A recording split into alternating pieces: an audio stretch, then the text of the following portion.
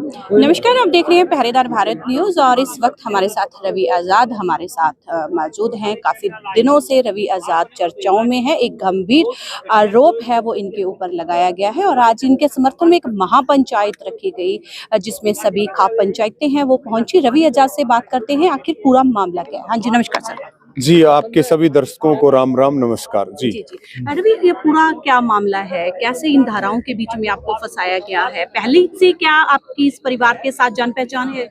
देखिए, पहले एक एक्सीडेंट को षड्यंत्र का रूप दे करके 10 दिसंबर को एक एफआईआर दर्ज की गई मेरी गाड़ी के खिलाफ। उसके बाद फिर उसमें फेल हो गए क्योंकि वो ड्राइवर सामने आ गया कैमरे पे।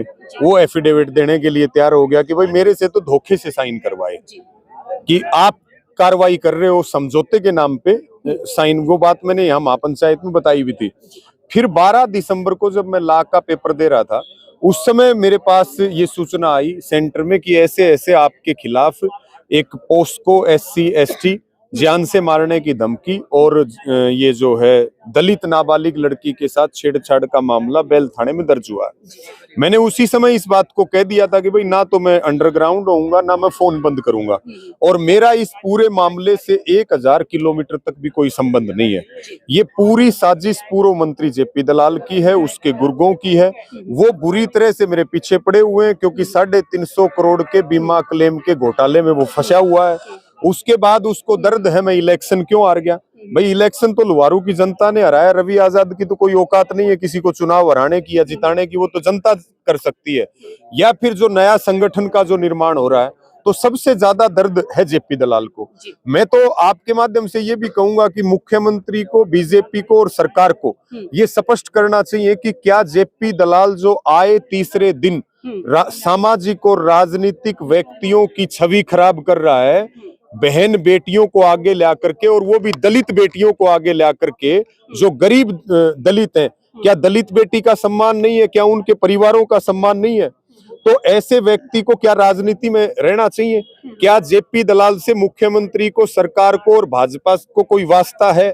क्या ऐसे व्यक्ति को बीजेपी ने या सरकार ने बाहर का रास्ता नहीं दिखाना चाहिए? जो लोहारू में भाईचारे को खराब कर रहा है, लोगों की सुपारी ले रखी है, अंडरवर्ल्ड का वो डॉन बना हुआ है। और मैं फिर JP दलाल को ये बात कहना, मैंने पहले भी कहा था कि भाई इतना ही मर्द बनने का शौक है ना JP दलाल, तो कुत्तों का सहारा लेना छोड़ दे। बार बार जिस तरह के वो प्रयास कर रहा है, तो आज आपने देखा हमने यहाँ की कन्नी सतगामा कन्नी को निवेदन किया था क्योंकि शिकायत करता इसी के अंतर्गत गांव का था, और महापंचायत हुई। और महापंचायत में जिस हिसाब से खापों के चौधरी, किसान संगठनों के नेता, और आपने देखा कि 36 बिरादरी के लोग और सभी धर्मों के लोग अलग अलग प्रदेशों और हरियाणा के अलग अलग जिलों से आए थे। और मैंने एक ही बात रखी थी, मैंने अपना पक्ष रखा था और मैंने ये बात रखी थी कि भाई महापंचायत इस बात का फैसला कर दे कि अगर मैं दोषी हूं तो मुझे आज ही फांसी की सजा दे दी जाए। कोर्ट सजा सच्ची देगा, झूठी देगा, पहले देगा बाद में देगा, पुलिस क्या करेगी?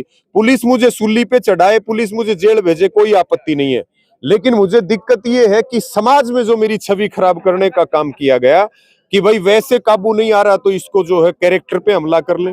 थोड़े दिन पहले मनीषा बहन का आंदोलन चला, उसमें भी सारा षड्यंत्रकारी JP दलाल था मेरी छवि खराब करने के लिए। तो ये आए दिन ऐसे प्रयास कर रहा है, तो जनता को इस बात पे विचार करना चाहिए कि इस व्यक्ति की लोहारू विधानसभा में नो एंट्री करनी चाहिए। ये जनता के बीच बैठने वाला आदमी नहीं है। मंत्री पर खुला चैलेंज है वो आपने किया है और मंत्री के ऊपर भी काफी आपने आरोप है लगाए हैं। ये भी तो हो सकता है किसी संगठन को आपसे प्रॉब्लम हो, क्योंकि आए दिन रवि आजाद है वो नई सीढ़ी चढ़ रहे हैं। नहीं, देखिए आप कुछ चीजों के सबूत नहीं हुआ करते हैं और जनता से बड़ा कोई सबूत नहीं होता।